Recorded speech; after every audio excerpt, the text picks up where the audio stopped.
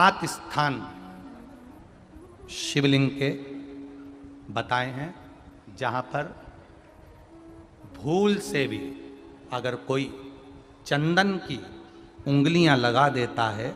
7 स्थान ऐसे हैं जहाँ चंदन की मात्र उंगलियां लगा देने से ही शिव पितृलोक के पितरों को मुक्ति प्रदान करके वैकुंठ लोक का निवास दे देते हैं। 7 स्थान, और वो 7 स्थान जो चंदन के बताए गए हैं। पहला, भगवान देवाधिदेव महादेव के शिवलिंग पर चंदन का लेपन। समझ लेना जरा बहुत अच्छे से। आपको लगता है स्वप्न में कोई मुर्दे दिख रहे हैं या कोई जल रहा है या कोई मर रहा है या कोई चला गया है, ऐसा भय लगता है। बच्चों को मानी भेजूंगी ऐसा हो जाएगा, पति को मानी भेजूंगी ऐसा हो जाएगा, कोई हमारे कोई गलत तो नहीं कर रहा है, आपको लगता है। 7 स्थान चंदन के बताएं महाराज। पहला शिवलिंग, दूसरा जहां गणेश जी का स्थान है, मालूम है ना सबको?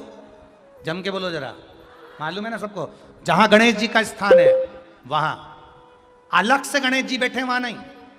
शिवलिंग में जलाधारी के ठीक सामने राइट में गणेश, लेफ्ट में कार्तिकेय, बीच में अशोक सुंदरी। तो पहला चंदन बाबा के शिवलिंग पर, दूसरा गणेश जी पर चंदन की उंगली, तीसरा षडानंद कार्तिकेय पर चंदन की उंगली, चौथा अशोक सुंदरी पर चंदन की उंगली, पांचवा जलाधारी पर चंदन की उंगली, छठा जो शिवलिंग का जल बह रहा है इसके ठीक विपरीत की ओर चंदन की उंगली, और सातवां चंदन नंदी के मस्तक के ऊपर जो 2 सींग लगे रहते हैं उस पर चंदन की उंगली। ये कब लगाई जाती है? या तो अमावस्या के दिन। आपको लगता है कि हमारे पूर्वजों का उद्धार नहीं हुआ, हमारे पूर्वजों का कल्याण नहीं हुआ, कहीं अधोगति में कोई चला गया है, उसका बस एक बार, रोज नहीं जरूरत है, प्रतिदिन जरूरत ही नहीं है, महीने में एक बार अगर अमावस्या के दिन भी आपने चंदन के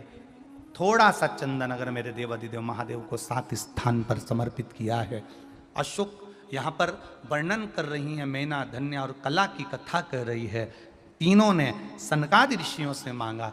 चंदन भगवान को अति प्रिय होता है, और चंदन ही एक ऐसा होता है जो पितरों को भी प्रिय होता है, जिसका स्पर्श मात्र लगने से पूर्वजों का कल्याण हो जाता है। वो चंदन का